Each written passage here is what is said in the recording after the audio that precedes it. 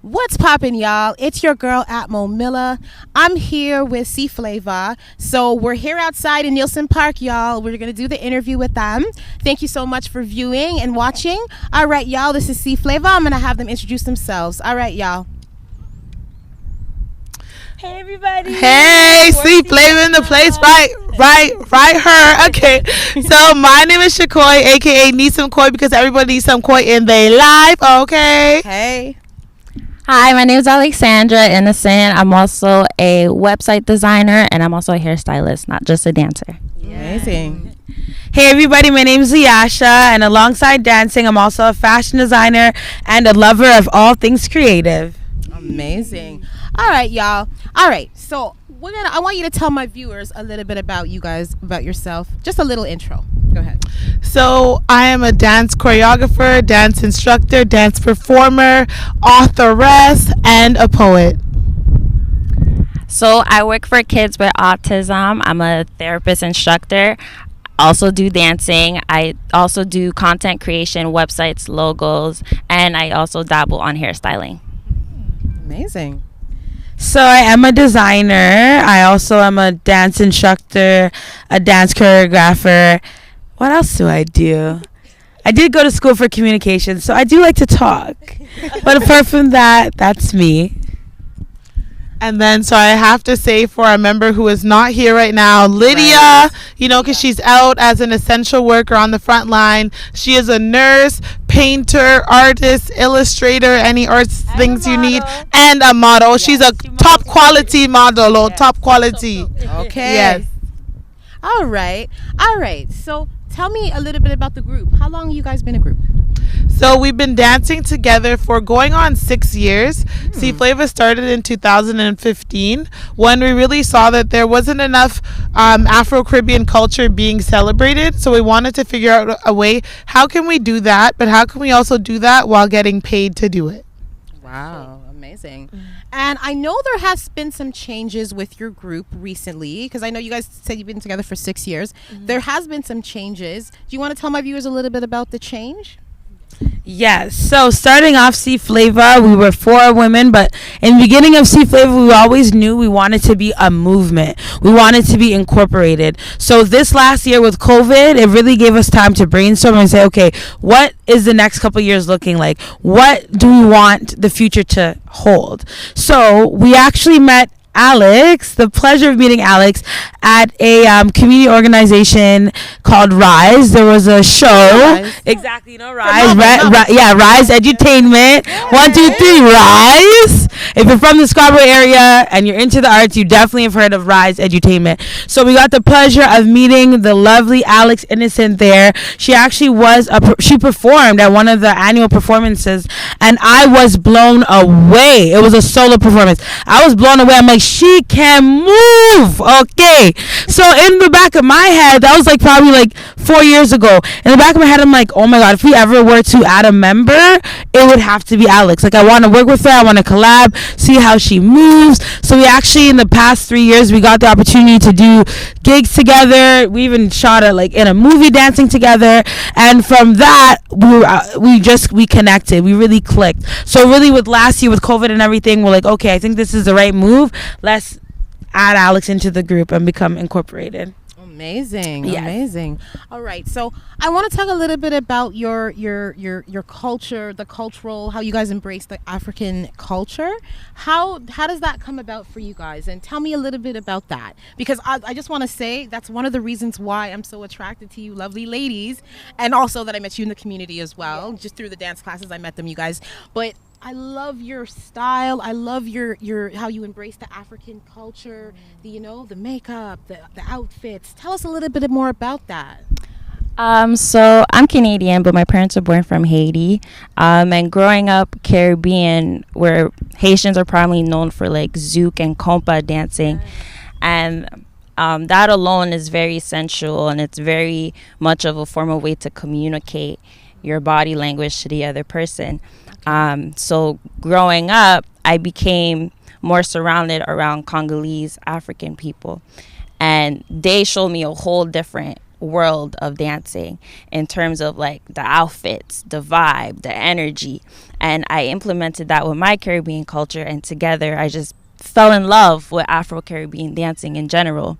I was primarily focused on like hip hop and crump, but then the more I learned Afro-Caribbean dances, the more I just stuck to it. And now it's like it's part of me. Like if I hear a song, I have to move my hips. If the song's bumping, I have to make sure my body's feeling at the same time. Yes. So yeah. Okay. Yes. And so for myself, growing up, sorry, can you repeat the question? So I just asked about the cultural, how you guys embrace the African culture, the style, the hair, the makeup. Tell me a little bit about that. Yeah. So how it started was the first time I watched this documentary called Hidden Colors. It just showed me so much about Black history, and especially like the connection that we all have to Africa. I was just blown away. And then I went to my first African wedding, and I was like, oh my gosh, I honestly just felt like, yes, this is where Black people are. Right. This is where we all just looking good. Like we can just look so fashionable and still be chill at the same time. That's where I really saw, like, I just felt so much more respect in myself for being Black, just seeing the people at the traditional wedding, seeing the gile and things like that. Because if I was going to a Jamaican wedding, it wasn't the same thing, you know. So just seeing that tradition and that just like formal, just how everything was so beautiful made me want to connect more and tap into the culture. And then when I learned about the direct culture and connection between Jamaica and Africa, I was really like, yes, this is like the side that education that I didn't get in school that I would have loved to know. So I'm happy to be embracing it now. Amazing. All right. You want to say something, Miss? Yes, I'll just say a quick little blurb. So growing up, being Jamaican, we're both sisters. My mom was heavily into the Jamaican culture, which, you know, that's when you have the bashment party, the Heineken, the good vibes, you know, everyone's dancing, the fried fish, the trees, the okra body, you know. So from those days, my mom would always like push me to be in the middle, like, dance, go dance, because we have dance-off competitions. So I was like, yes, mommy, I'm going in the circle. Let me get this $5 or whatever. So from then, I was confident in dancing, because any parties, my mom would make me dance, and I was like, I'm here for this, Ma, let's go. So apart from that, three of the members of C-Flava, we met at a gym class. I think it was like a soca size class. And from listening to the soca and the Afro beats and the dance hall, I was like, wow, I love this. Like, I used to, like Alex, I took a couple, I was into hip hop. I used to do hip hop at Dance Inc. And when I was learning that, oh my God, I could dance like this way to Afro and soca and dancehall, I was like, I'm in it. So that would be my answer. Amazing. I just want to say, you guys keep embracing that your African descent. You know, it's original, it's unique, it's beautiful, and again, that's one of the reasons why I'm so attracted to you guys. You guys are so unique and different and original, and I love it. Thank you so much. It's so blessed. All right, y'all. Can you tell my viewers what you're working on? What do you guys? I know you guys got something cooking. What's going on? Yes. Well, what is in the flavor pot? We are definitely looking to take over the virtual area, especially with the kids, because we find that now, especially with them being online, the education is even a bit more stale. It needs some flavor, you know, like tasteless. So we're looking to bring the taste to the education board. If you're a teacher, you already know where to go, because especially with the gym classes, they're not even getting the chances to get up anymore. So we're looking to connect with not only different schools but also different corporations to be their lunchtime flavor, because everybody really needs to be getting up now more than ever.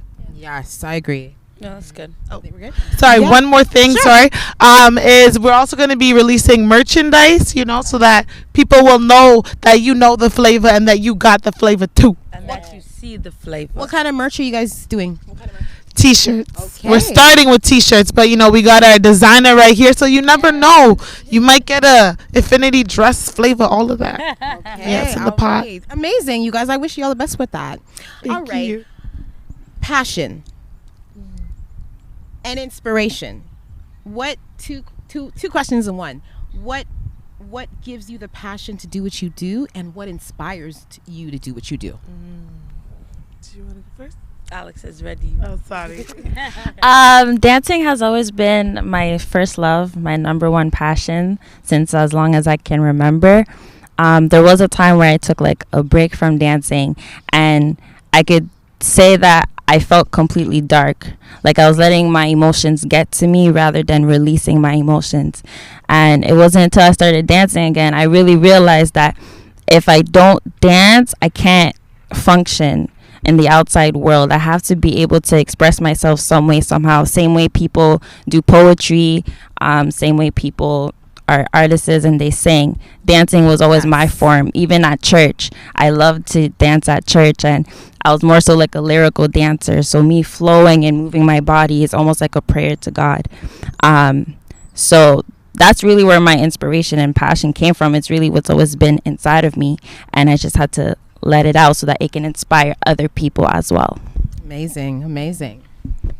So for me with dancing, my inspiration honestly comes from the fact that I never grew up being confident as a dancer. She was in the middle, I was on the side.